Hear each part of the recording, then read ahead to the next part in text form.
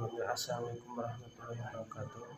Alhamdulillahilladzi qad wafaqa li ilmi khairi khalqihi wa lituqa hatta nahat qulubuhum li nahwihi famin adi misani la tahwi fa usribat manando mirisani fa uribat bilhani bil ahani wassalatu wassalamu alaiki ala nabi mustafa alaiki Muhammadin wa ali wal ashabi man ajqal qur'anan bi rabbi amma ba'du.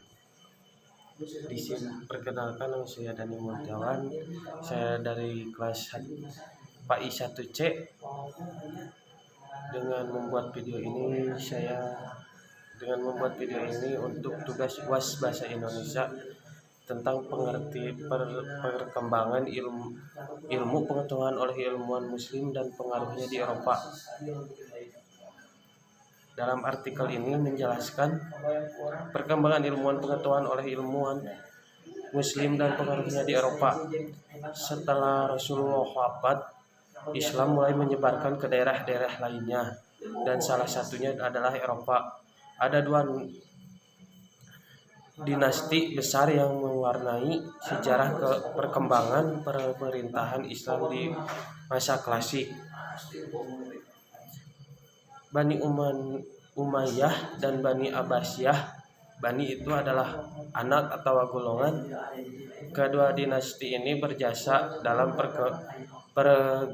perkembangan peradaban dalam ilmu pengetahuan di Eropa. Di Eropa, ilmuwan Islam mulai mengembangkan beberapa ilmuwan pengetahuan baik itu dalam bidang tentang keagamaan, ilmu eksak atau ilmu sosial, muniora.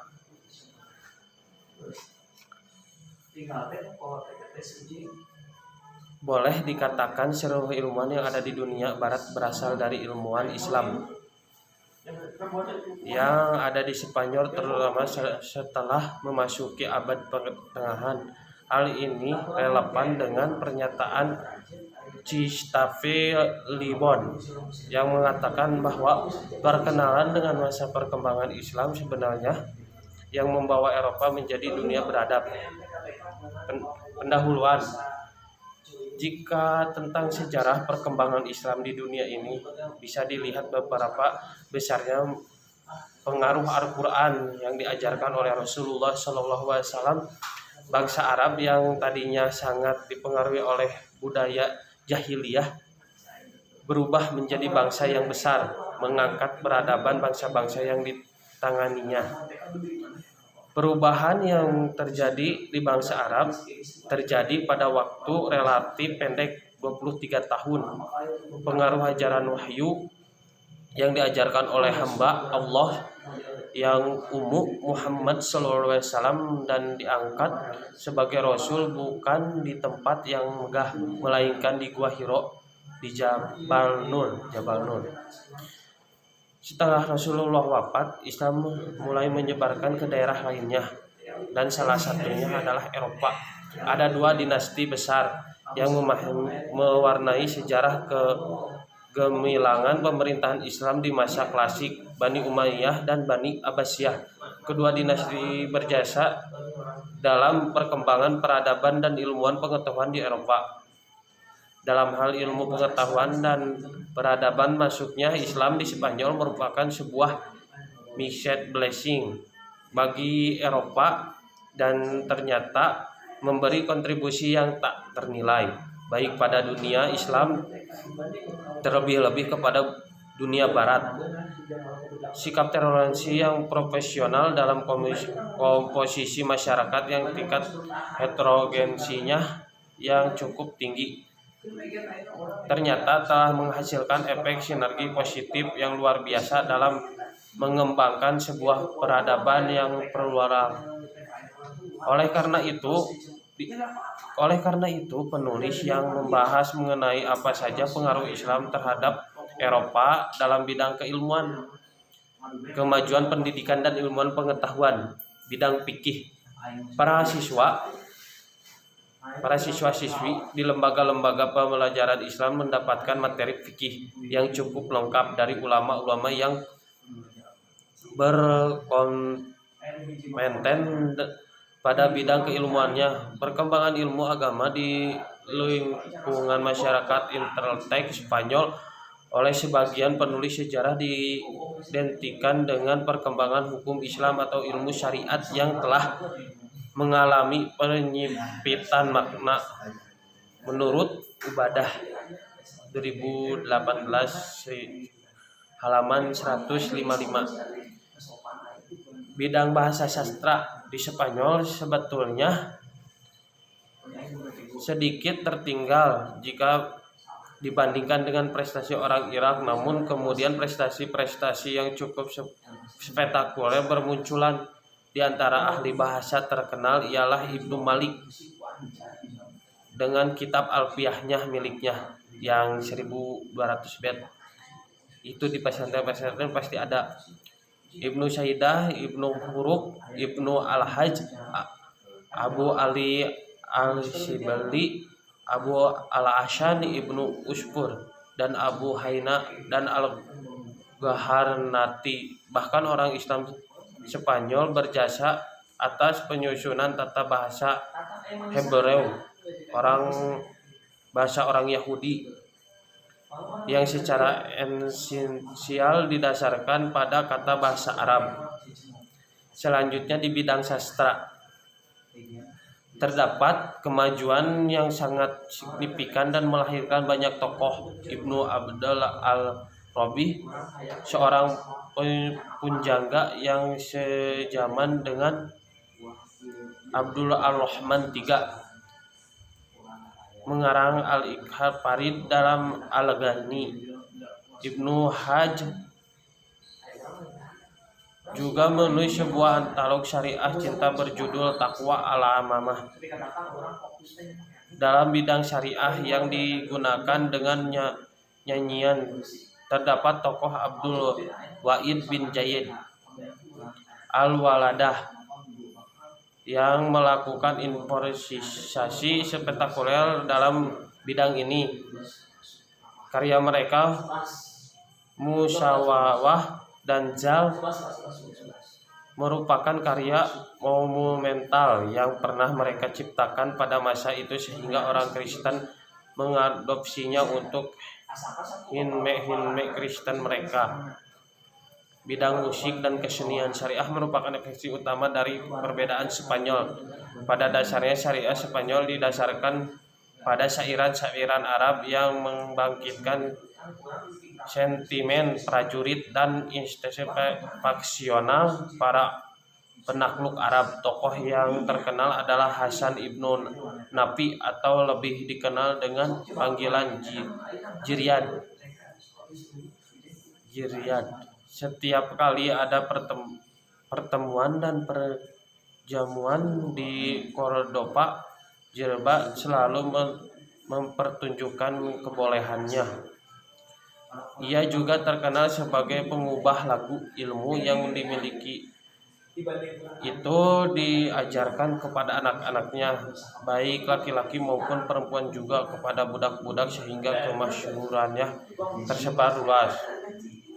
Dalam bidang filsafat atas inisiatif Al-Hakam, karya-karya ilmiah dan filosofis diimpor dari timur dalam jumlah besar sehingga Cordoba dengan memutuskan dan universitasnya mampu menyaingi Baghdad sebagai pusat utama ilmu pengetahuan di dunia Islam. Yang dilakukan oleh para pimpinan dinasti Umayyah di Spanyol ini merupakan persiapan untuk melahirkan filosof-filosof besar pada masa sudahnya. Tokoh utama dan pertama sejarah filsafat Arab Spanyol adalah Abu Bakar Muhammad Ibnu Al-Sayyid atau lebih dikenal dengan Ibnu Bajjah. Dilahirkan di Zaragoza, ia pindah ke Silpa dan Granada seperti Al-Farabi dan Ibnu Sina di timur. Masalah yang dilakukan bersifat etis ekstologis. Adiknya adalah Takbir Al-Mutawahidin. Tokoh kedua adalah Abu Bakar Ibnu Tapai, penduduk asli Wadi. Sesudah dusun kecil di sebelah timur Granada dan wafat pada usia lanjut pada tahun 1985 Masehi. Karya filsafatnya yang dikenal adalah Hayy Ibnu Yakan. Tokoh ketiga adalah Ibnu Rushd atau lebih dikenal dengan Averroes. Ia lahir pada 1926 Masehi dan wafat pada tahun 1998 Masehi. Ciri khasnya adalah kecermatannya dalam menafsirkan naskah-naskah Aristoteles dan kehati-hatiannya dalam menggeluti masalah-masalah klasik tentang keserasian filsafat dan agama. Dia juga ahli fikih dan karyanya yang termasyhur adalah Bidayat al-Mujtahid sampai kini masih menjadi referensi baik di pesantren maupun di perguruan tinggi Islam.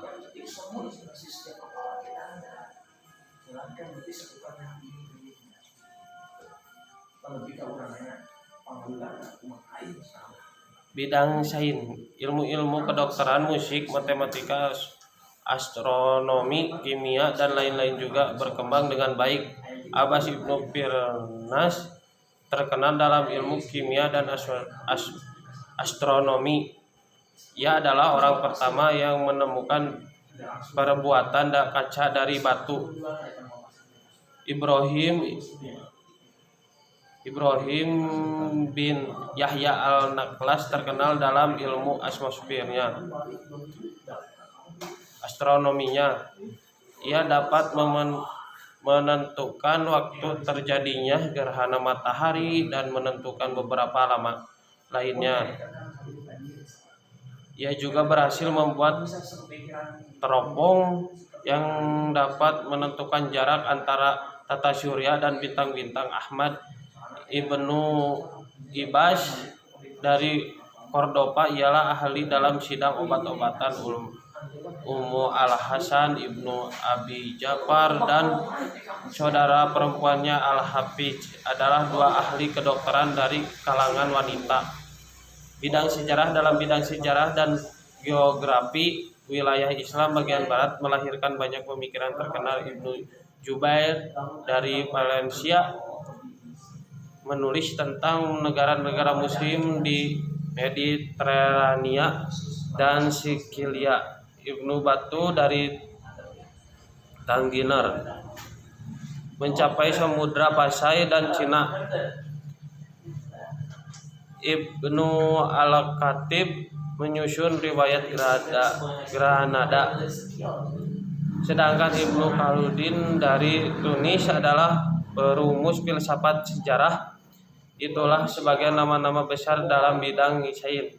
Bahkan dikatakan perkembangan ilmu sejarah di Spanyol tidak lepas dari Ibnu Khaldun sebagai sosok reformer, baik analisis sejarah murni ataupun historiografi. Sebuah karya memenuhi Muqaddimah telah mencuatkan nama menjadi sosok luar biasa terutama dalam ilmu sejarah. Teori Levsheli untuk dinasti-dinasti baik sejarah langsung maupun tak langsung telah diadopsi oleh para ilmuwan dunia menjadi teori. Pengaruh pengetahuan Islam terhadap Eropa. Sistem pendidikan Islam Universitas Islam Cordoba diturunkan sistem kurikulum, ujian, dan sampai pemakaian jubah bahasa Arab. Dikatakan dengan nama toga Ka'bah, memberikan isyarat bahwa dengan ilmu dan gelar bukan untuk bertingkah laku takabur, melainkan justru untuk lebih mendekatkan dan menyembah Allah yang memiliki Baitullah. Tapi toga berbentuk segi empat sebagai lambang Ka'bah yang berbentuk segi empat di Indonesia berubah menjadi segi lima. Melalui pemikiran Ibnu Rushd melepaskan belenggu taklid dan mengajurkan kebebasan berpikir. Ia meluaskan pemikiran Aristoteles dengan cara menikmati minat semua orang yang berpikiran bebas. Namun pihak gereja menolak pemikiran rasional yang dibawakan gerakan Averroisme. Berawal dari gerakan Averroisme di Eropa, kemudian lahir Reformasi pada abad ke-16 Masehi, rasionalisme pada abad ke-17. Buku-buku Ibn Rushd dicetak di Venesia tahun 1481 dan sampai 1489 Masehi. Karya-karya juga diterbitkan pada abad ke-16 di Napoli, Bologna, Lyons, dan Strasbourg, dan di awal abad ke-17 di Jewa. Boleh dikatakan seluruh ilmu yang ada di dunia barat berasal dari ilmuwan Islam yang ada di Spanyol, terutama setelah memasuki abad pengetahuan. Hal ini relevan dengan menyatakan Cicerone yang mengatakan bahwa perkenalan dengan masa peradaban Islamiyah sebenarnya yang membawa Eropa menjadi dunia beradab. Abad ke-9 dan abad ke-10 adalah saat pusat Islam di Spanyol sedang berada di puncak kecemerlangannya. Pusat-pusat intelektual barat hanya berupa tentang benteng yang dihuni oleh para bangsa. Dirinya merasa bangsa atas jika tidak membaca mereka. Demikian penjelasan dari artikel yang saya tadi dibacakan. Terima kasih, mohon maaf bila banyak kesalahan. Saya juga lagi tahap belajar, maafkan Bu untuk yang banyak kesalahannya. Assalamualaikum warahmatullahi wabarakatuh.